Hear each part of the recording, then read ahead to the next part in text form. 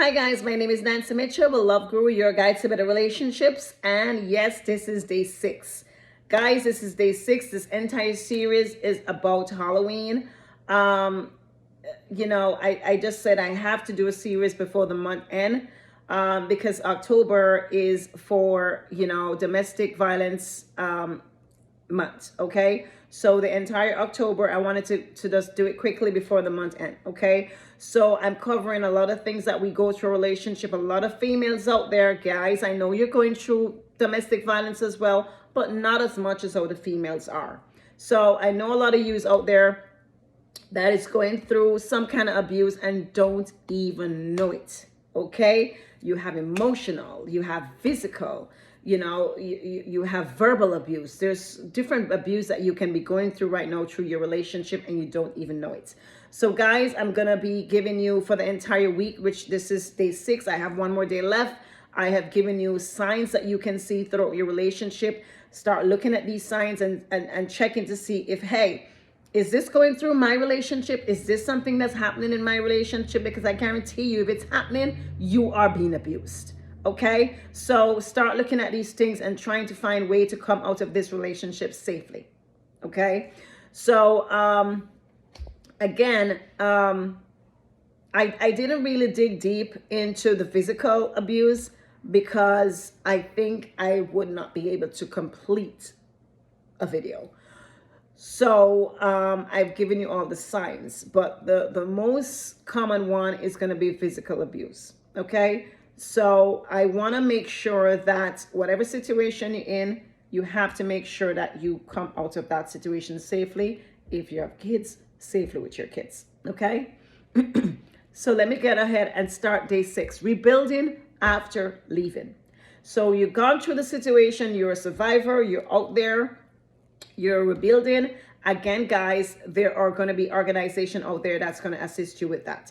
So let me go ahead and touch quickly that if you know somebody that's experiencing domestic abuse or yourself is experiencing domestic abuse or violence, I should say, 1-800-799-7233 is the number to call. I want for you to, if you're going through this, 1-800-799-7233. And I will repeat at the end of the video as well. Okay, so rebuilding your life after you leave your abuser. Okay, life beyond abused.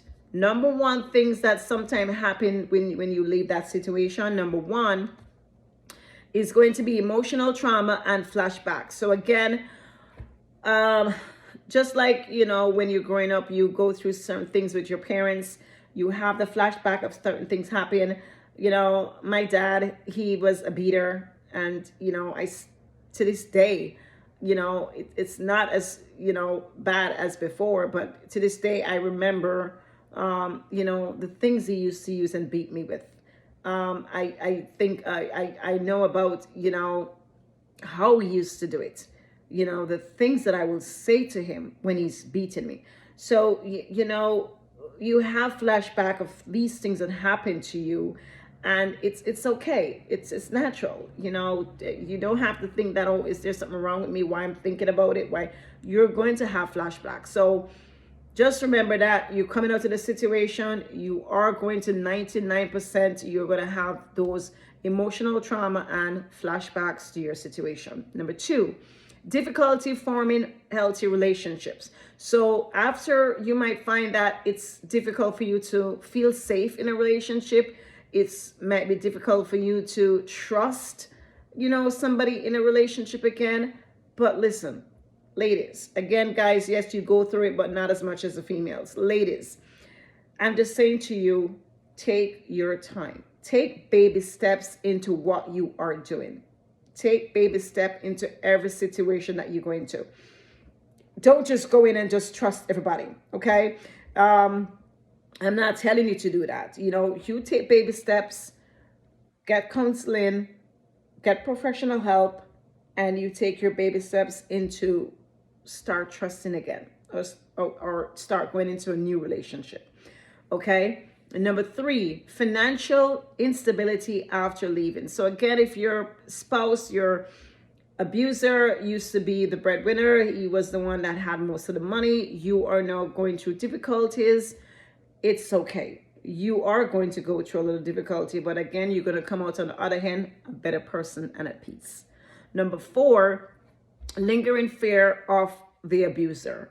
So lingering fear, you may be going down the road, or you're in a supermarket, or you're somewhere, and some incident happened there, or may not. You may just have a flashback again, but you may have that lingering fear in your new relationship, or just a lingering fear to even start a relationship, and you just have this fear like, oh my God, is this person is going to do this to me, or if I try to date again, am I going to go through the same situation? So you're going to have all these feelings. Again, it's good to see somebody professional, to seek the help, to get you in that better mind space. Okay.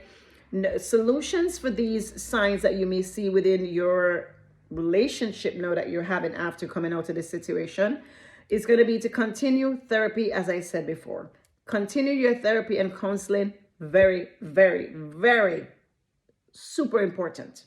Number 2, develop new social network and friendships. So make sure, you're making sure that your relationship, your social group that you have now, build healthy relationships with people that can support you and push you into, a positive light of you start living versus you're thinking about back in that situation. So get people who is going to push you forward into positive space.